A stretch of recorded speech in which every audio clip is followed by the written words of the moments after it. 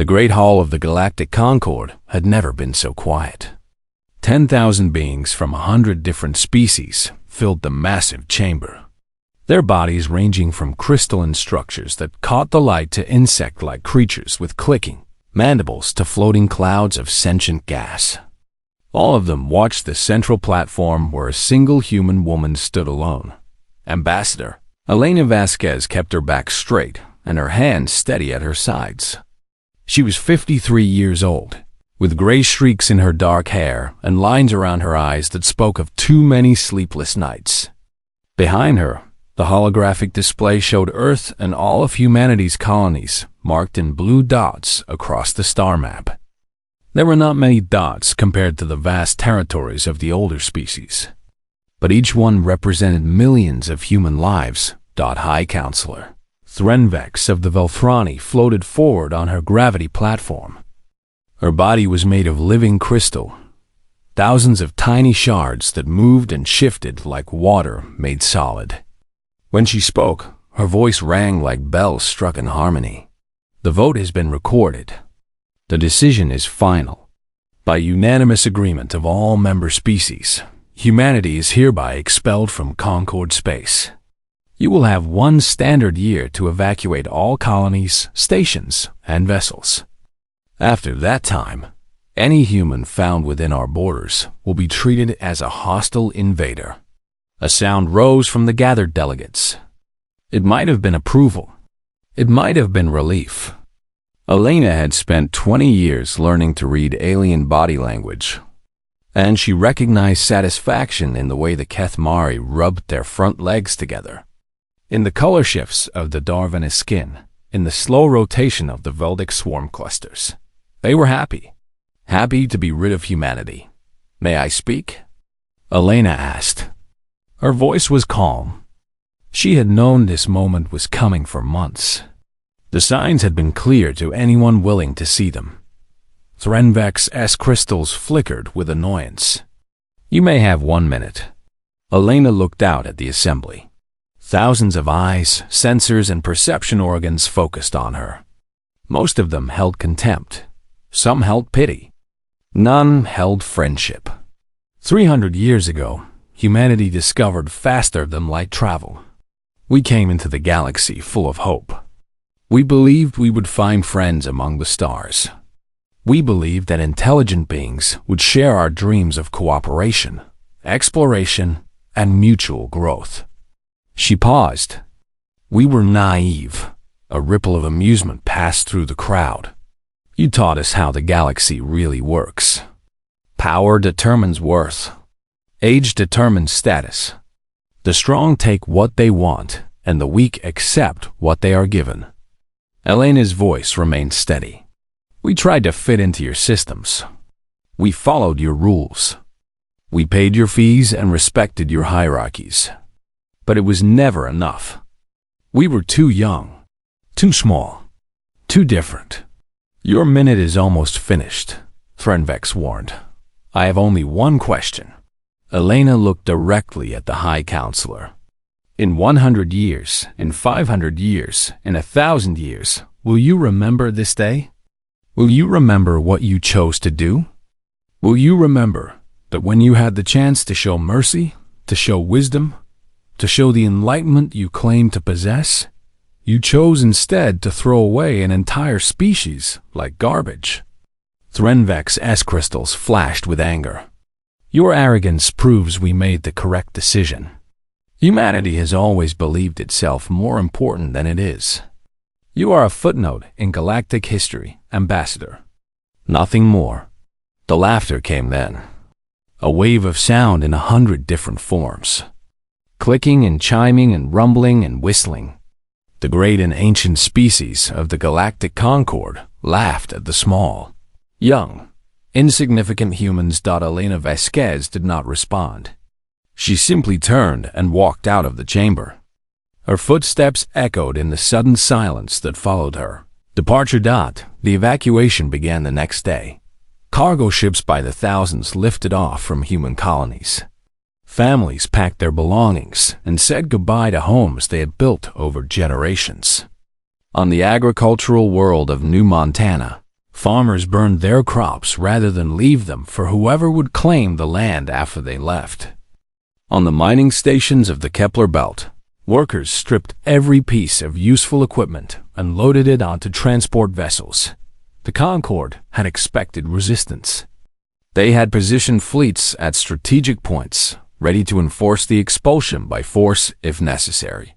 But the humans did not fight. They simply left. Elena supervised the evacuation from the bridge of the colony ship, Perseverance. Reports came in every hour from across human space. Progress was slow but steady. They would meet the deadline with time to spare. "Where will we go?" asked her aide, a young man named David Chun. He had been born on a space station and had never seen Earth. Now he never would. "The quarantine zone is empty. No habitable planets. No resources. Nothing." "We will find something," Elena said. "Or we will make something. That is what humans do. But why?" David's voice cracked with frustration. "Why do they hate us so much? What did we do?" Elena considered the question. She had asked herself the same thing many times over the years.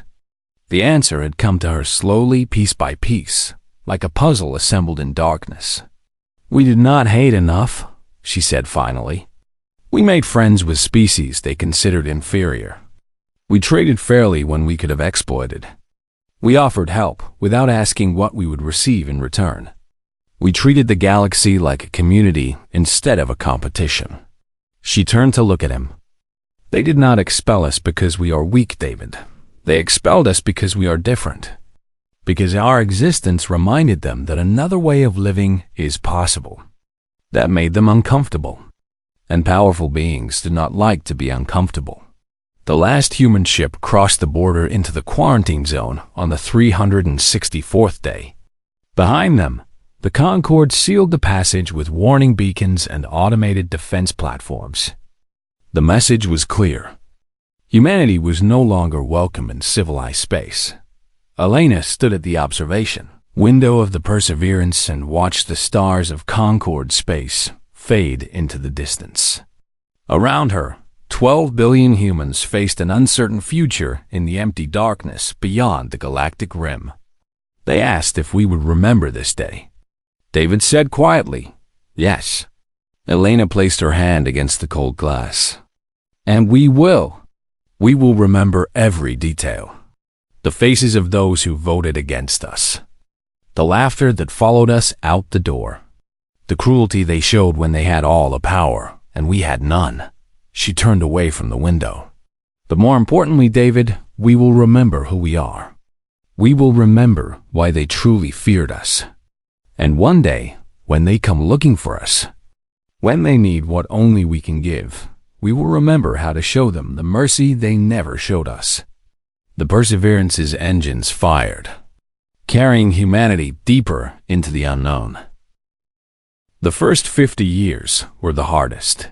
The quarantine zone had been chosen specifically because it offered nothing of value. The stars were old and dying.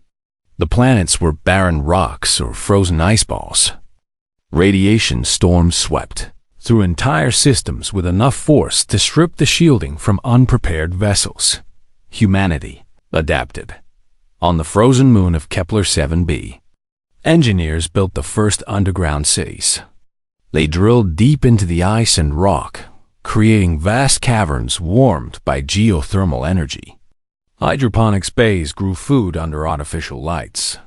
Water recycling systems processed every drop of liquid 1,000 times over. It was not comfortable. It was not pleasant. But it was survival. Elena Vasquez did not live to see the completion of the first permanent settlement. She died at the age of 71, her body worn out by decades of stress and hard work. But before she died, she established the institution that would guide humanity through the dark years ahead. She called it the memory. The memory was a database, but it was also much more than that. Every human was required to contribute their experiences, their knowledge, their stories. Scientists recorded their research. Engineers documented their innovations. Teachers preserved their lessons. And historians compiled every detail of humanity's expulsion from Concord space, the names of every species that voted for expulsion, the exact words spoken by their representatives, the laughter that echoed through the Great Hall. All of it was recorded, preserved, and passed down from generation to generation. "We will not forget" became the unofficial motto of exiled humanity. And we will not become what they are. This second part was equally important. Elena had understood that suffering could twist a people. Pain could breed hatred. Hatred could lead to cruelty. And cruelty would make humanity into exactly what the Concord claimed they were not. So the memory also preserved the values that had made humanity different: kindness, cooperation, the belief that every intelligent being deserved respect and dignity, the understanding that strength without mercy was just another form of weakness. These lessons were taught in every school, repeated in every home, woven into the fabric of human culture like threads in a tapestry. 50 years after the expulsion, the first generation born in exile came of age. They had never seen Concord space. They had never experienced the comfortable lives their grandparents once lived. But they knew their history, and they knew their purpose. They would build something new, something better, something the galaxy had never seen before. The breakthrough came in year 63. A physicist named Maria Santos was studying the strange radiation patterns at the edge of the quarantine zone when she noticed something unusual. The patterns were not random. They followed mathematical sequences too complex to be natural. Someone or something had created them deliberately. Maria spent 3 years analyzing the patterns. When she finally decoded their meaning, she wept with joy and terror in equal measure. The patterns were a message, a map, a set of instructions left by a civilization so ancient that even the oldest Concord species had never heard of them. And those instructions described technologies that made faster-than-light travel look like a child's toy: dimensional folding, reality manipulation, energy systems that drew power from the fabric of space itself. The human scientific community exploded with activity. Researchers worked around the clock, building on each other's discoveries, pushing the boundaries of what was possible. Within a decade, humanity had leaped forward by centuries of technological development, but they did not use their new power for revenge. Instead, they sent out explorer ships into the unmapped regions beyond the quarantine zone. And those ships found something no one had expected: other species. Hundreds of them. Thousands of them.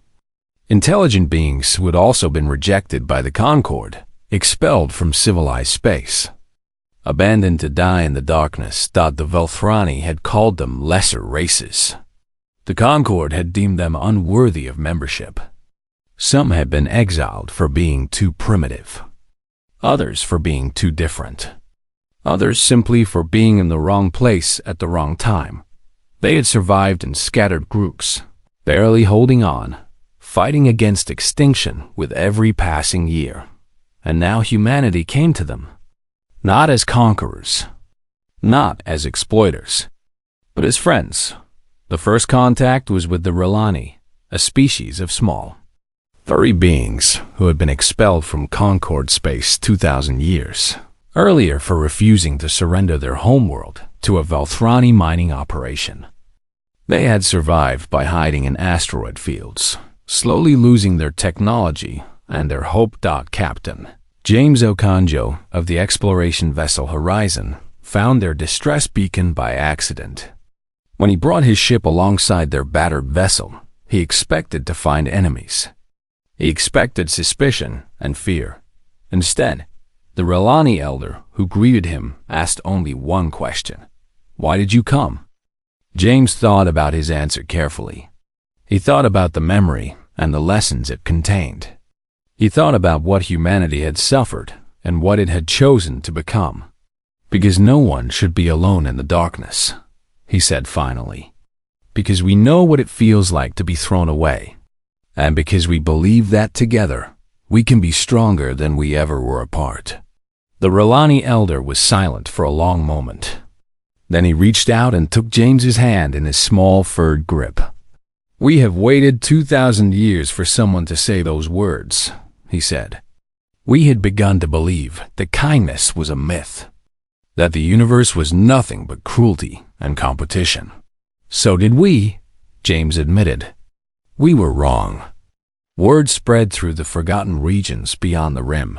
Species who had not spoken to each other in centuries reached out to make contact. Old enemies set aside their grudges. A new network began to form, connected not by power or fear, but by shared experience and mutual respect. They called it the Alliance of the Forgotten. Humanity did not lead the alliance. They did not demand special treatment or elevated status. They simply offered what they had always offered: friendship, cooperation, and the belief that every intelligent being had value. 100 years after the expulsion, the alliance numbered over 800 species. They shared technology and resources. They helped each other survive and grow. They built something that had never existed in the galaxy before, a community based on equality rather than hierarchy. A civilization built on cooperation rather than competition. And in the great archives of the memory, historians added a new chapter to humanity's story. They threw us out because we were different, the chapter began. They did not understand that our difference was our greatest strength. In the darkness beyond the rim, we found others like ourselves. And together, we began to build a light that would one day shine across the entire galaxy. The Concord did not notice any of this. They were too busy with their own problems. The Concord was falling apart. It happened slowly at first. Small problems that the ancient bureaucracy dismissed as minor inconveniences. Trade disruptions on the outer borders. Increased piracy along shipping lanes that had been safe for millennia. Diplomatic incidents between member species that once would have been resolved in days now dragged on for years. The Velfrani were the first to feel the real consequences. Their crystalline bodies required regular exposure to a rare form of radiation found only on a handful of planets scattered across the galaxy. For thousands of years, they had maintained careful relationships with the species who controlled those planets. But many of those relationships had been managed by human diplomats who understood both sides and could find solutions that satisfied everyone. Without the humans, misunderstandings multiplied. Offenses accumulated. One by one, the radiation suppliers began to raise their prices, demand new concessions, or simply refuse to do business with the Velfrani at all. High Counselor Threnvek spent more and more of her time dealing with these problems. Each solution seemed to create 3 new complications. Each agreement fell apart within years. The careful balance of power that had maintained galactic order for millennia was crumbling like sandcastles before a rising tide. We need better diplomats, she told her advisors. They found none. The Velfrani were skilled at many things, but understanding other perspectives was not among them. Their crystalline minds processed information with perfect logic. But logic alone could not bridge the gaps between species who saw the universe in fundamentally different ways. The Kethmari faced different problems. Their hive fleets had expanded steadily for 10,000 years, absorbing resources and territory with mechanical efficiency. They had always faced resistance from the species in their path, but that resistance had been manageable. Individual worlds might fight, but they fought alone, and alone they always lost. Now something had changed. The species in the Kethmari expansion zone were no longer alone. Someone was providing them with weapons. Someone was training their soldiers. Someone was teaching them to coordinate their defenses across dozens of star systems. When the Kethmari finally captured a prisoner who could explain what was happening, the answer shocked them. "The humans taught us," the captured fighter said. "Before they were expelled, they showed us how to work together. They gave us communication technology that the Concord never shared. They told us that we did not have to accept our fate. They told us that the small could stand against the mighty if they stood together." The Kethmari executed the prisoner, but they could not execute the idea. The expansion slowed. Then it stopped. Then, for the first time in Kethmari history, it began to reverse. The Dorvani civil wars were the most visible sign of the Concord's collapse. The Dorvani were a species divided into hundreds of clans, each with its own territory, traditions, and grievances. For thousands of years, human mediators had traveled between the clans, settling disputes, arranging marriages, negotiating resource-sharing agreements. It was tedious, thankless work that the other Concord species considered beneath their dignity. Without the mediators, old feuds reignited. Border skirmishes became open warfare. Entire regions of Dorvani space became too dangerous for civilian traffic. The Concord tried to intervene. They sent peacekeeping forces, but the peacekeepers did not understand Dorvani culture. They made mistakes. They offended powerful clan leaders. They turned local conflicts into galaxy-wide incidents. Within 50 years of humanity's expulsion, the Dorvani had killed more of each other than they had in the previous 5,000 years combined. And then the Vreth began to move. The Vreth hegemony had always been the Concord's greatest external threat. They were a warrior species, bred for conquest, driven by a religious belief that the galaxy belonged to them by divine right. For millennia, the Concord had contained them through careful diplomatic pressure, economic sanctions, and the occasional show of military force. The humans had played a crucial role in this containment. Their observers monitored Vreth activities and reported any signs of military buildup. Their merchants smuggled supplies to resistance movements within Vreth territory. Their diplomats built coalitions against Vreth expansion. Without the humans, the monitoring failed. The resistance collapsed. The coalitions fell apart. The Vreth struck with devastating speed. Their first target was the Mandari Confederation, a group of peaceful species who had relied on Concord protection for their survival. The Mandari sent desperate calls for help. The Concord debated the appropriate response for 3 months. By the time the debate ended, the Mandari no longer existed. The Concord sent a peacekeeping fleet, 200 warships, representing the combined military might of a dozen species. It was the largest military force assembled in 1,000 years. The Vreth destroyed it in less than a day. Panic spread through Concord space. Species who had felt safe for millennia suddenly realized that safety was an illusion. The ancient order that had governed the galaxy was collapsing, and nothing was rising to take its place. High Counselor Threnvex called an emergency session of the full Concord. For the first time in living memory, every member species sent representatives. The Great Hall was filled to capacity. "We face an existential crisis," Threnvex announced. Her crystals flickered with colors that indicated extreme stress. "The Vreth hegemony threatens our borders. Internal conflicts weaken our unity. Our economic systems are failing. Our diplomatic relationships are collapsing." She paused, gathering her courage for what she had to say next. "I believe we made a mistake 100 years ago. I believe we should not have expelled the humans." The hall exploded with noise. Outrage from some. Shocked silence from others. A few, a very few, nodded in quiet agreement. "The humans were not the source of our problems," Threnvex continued when the noise subsided. "They were holding our problems together.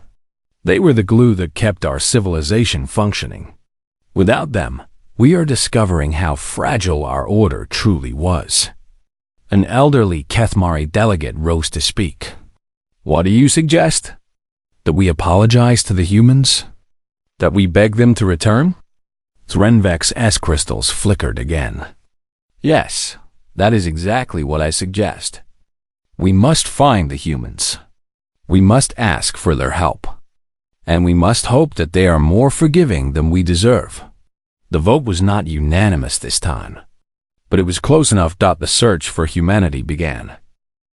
The first Concord expedition to the quarantine zone found empty space where human colonies had once existed. Ships scanned system after system, finding only abandoned settlements, stripped equipment, and carefully erased databases. The humans had not simply survived their exile. They had packed up everything they owned and moved somewhere else entirely. The expedition commander, a Velfrani named Krikstal, sent his report back to the Concord with a mixture of frustration and grudging respect. Whoever had organized the human evacuation had died perfectly. Not a single clue remained about where they had gone. The second expedition pushed deeper into unknown space. They traveled for months through regions that no Concord species had ever explored. Stars became less frequent. Resources became scarce. Several ships had to turn back due to damage or supply shortages. Those who continued found something. Unexpected ruins. Vast artificial structures floating in the void between stars. Cities built by unknown hands, abandoned for reasons lost to time. Technology so advanced that Concord scientists could not begin to understand how it worked. And everywhere they looked, they found signs that someone had been there recently. Salvage operations, research camps, ships that had landed, stayed for a while, and then departed. The humans had found something. Something ancient and powerful. Something that had changed everything. The third expedition finally made contact. They were approaching a massive debris field when their sensors detected an anomaly. Ships. Thousands of ships. More than they had ever seen gathered in one place before. But they were not human ships. They were vessels from species the Concord had expelled or ignored centuries ago. Species that should not have possessed faster than light technology. Species that should have gone extinct long before now. And flying alongside them, integrated seamlessly into their formation, were human vessels of designs the Concord had never seen. The expedition commander opened a communication channel. This is the Concord Vessel Enlightenment. We come in peace. We wish to speak with human representatives. The response came after a long pause. This is Alliance space. State your purpose. Alliance? The commander glanced at his crew. We are not familiar with that term. We are seeking the species known as humanity. We have a message from the Galactic Concord. Another pause. Longer this time. We are aware of the Galactic Concord. We are aware of its message. You will proceed to the coordinates we are transmitting. One ship only, unarmed. If you attempt any hostile action, you will be destroyed. The coordinates led to a station unlike anything the Concord had ever built. It seemed to exist in multiple dimensions at once. Parts of it were visible from some angles, but not from others. Corridors led to spaces that should not have fit inside the structure's exterior. Gardens contained plants that grew in shapes impossible under normal physics. Ambassador Kethrix of the Kethmari had volunteered for this mission. He had argued that a non-Velfrani representative might be received better, given the history. Now, walking through the impossible station, he wondered if he had made a terrible mistake. The beings he passed were unlike anything he had expected. Some were clearly human. Others were species he recognized from Concord records, but changed, improved, their technology and bearing transformed. Still others were completely unfamiliar. Forms of life he had never imagined could exist. And they all worked. Together, collaborated, shared meals and conversations and laughter. Kethrix had studied human culture during his preparation for this mission. He knew that they valued something called friendship. He had never truly understood what that meant. Now, watching how these beings interacted, he began to understand. They led him to a chamber at the heart of the station. Inside, seated at a simple table, was an elderly human woman with gray hair and sharp eyes. Despite her age, she radiated an authority that made Kethrix instinctively lower his head in respect. "I am Elena Vasquez III," she said, "great-granddaughter of the woman who led humanity into exile. I speak for the Alliance of the Forgotten. Why has the Concord sent you?" Kethrix had prepared a speech. Carefully crafted words designed to express regret without accepting full responsibility.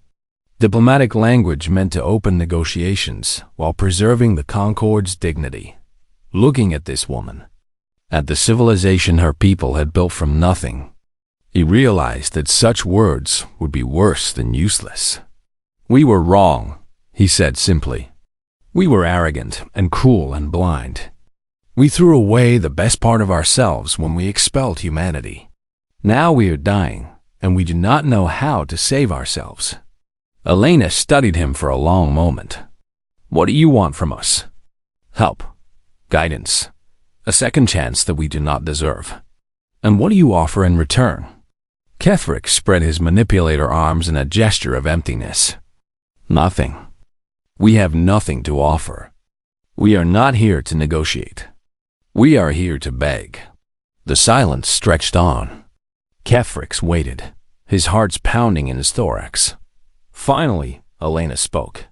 200 years ago, my great-grandmother asked your Concord a question.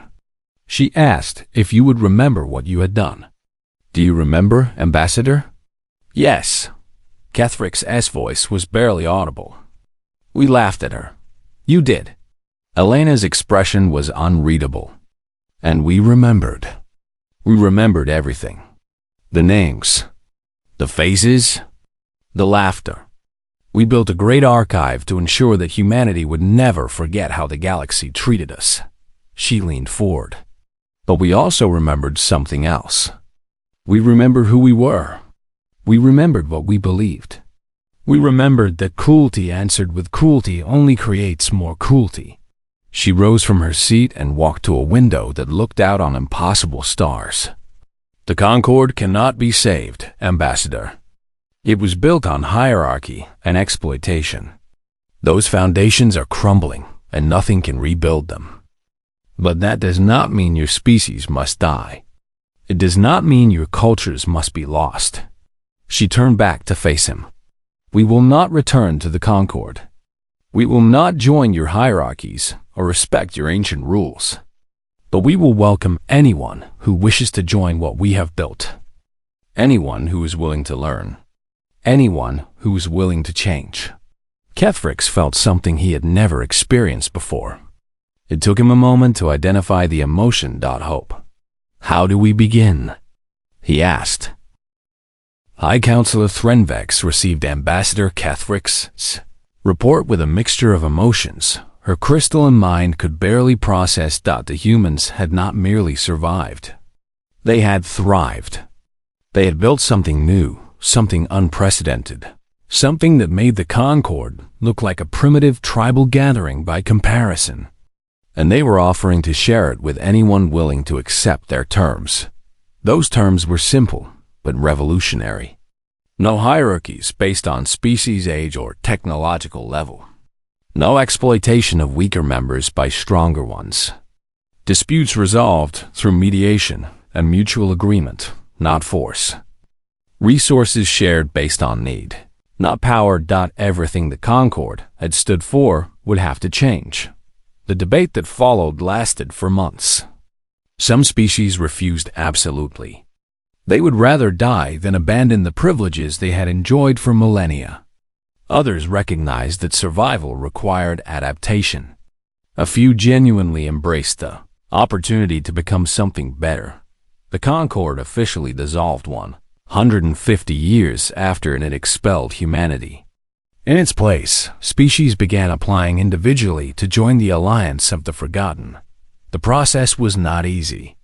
Each species had to demonstrate genuine commitment to the Alliance's values. They had to make amends for past wrongs. They had to accept members of formerly despised species as equals. Many failed. They could not overcome their prejudices, could not release their grip on ancient privileges, could not see the galaxy through new eyes. Those species were not punished or expelled. They were simply left alone to manage their own affairs. Without the exploitation that had sustained them for so long, most of them collapsed within a few generations, but many succeeded. The Velthrani, who had led the vote to expel humanity, became some of the Alliance's most dedicated members. They used their crystalline minds to build communication networks that connected thousands of worlds. They learned to value perspectives different from their own. Threnvex herself lived long enough to see the transformation. In her final years, she worked as a mediator, helping species resolve conflicts through understanding rather than dominance. It was difficult work, often frustrating, frequently thankless. She had never been happier. We thought we were superior, she told a gathering of young beings from a dozen different species. We thought our age and our technology made us wise. We were wrong. Wisdom is not measured in years. It is measured in how we treat those who have no power over us. She gestured to the human woman standing beside her, a descendant of Elena Vasquez, who had become her closest friend. They taught us that lesson. We threw them into the darkness, and they built a light that illuminated everything. Now it is our responsibility to carry that light forward, to ensure that no species is ever again thrown away like garbage, to build a galaxy where every intelligent being has value. The young beings listened with attention that the old Concord would never have shown to such words. Times had changed. Everything had changed. Human influence spread through the Alliance not through conquest or coercion, but through example. Species who learned human approaches to problem-solving found that those approaches worked.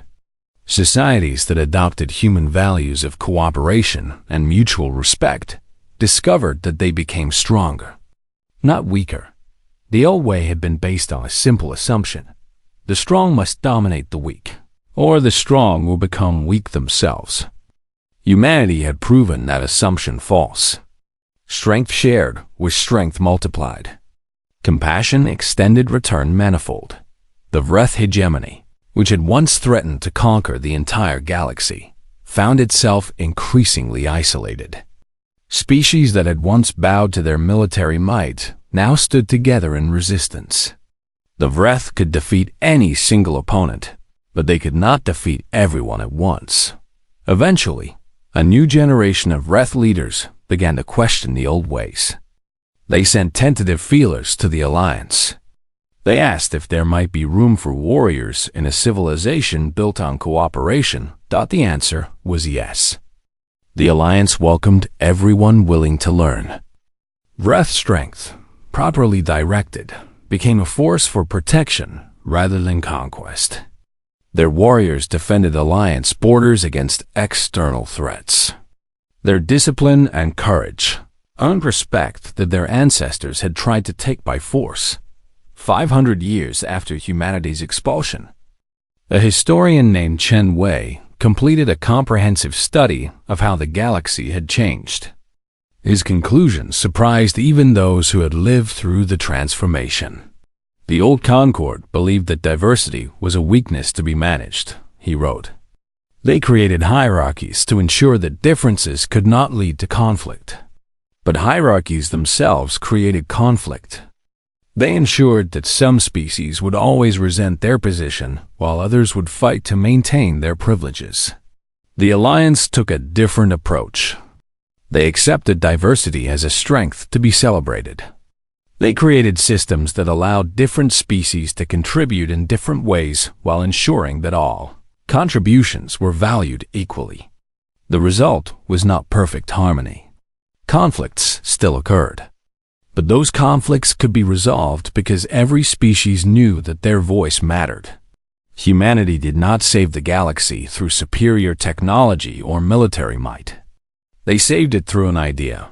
The cooperation is better than competition. The kindness is stronger than cruelty. That the measure of a civilization is how it treats its weakest members. The Concord threw humanity away because they could not understand this idea. They laughed at human notions of friendship and compassion. They saw cooperation as naive and kindness as weakness. They were wrong. And in the end, after everything fell apart, after the ancient orders crumbled and the mighty empires collapsed, they came to humanity and begged for help. And humanity, remembering everything but choosing compassion over revenge, opened their arms and welcomed the galaxy home. The great archives that Elena Vasquez had created still existed, preserved and expanded over the centuries. New visitors to the Alliance were always brought there first. They walked through chambers containing every detail of humanity's expulsion, every word spoken against them, every cruelty inflicted upon them. And then they were brought to a second chamber. A chamber containing every act of kindness that followed. Every species welcomed. Every wrong forgiven. Every bridge built across the gap that hatred had created. We remember everything, the guides explained. The pain and the healing. The cruelty and the compassion. We remember so that we never forget what we could become, and so that we never forget what we chose to become instead. In the center of the Alliance's capital station, there was a statue. It showed a human woman with her hand extended, palm open, fingers spread. The universal human gesture of welcome and friendship.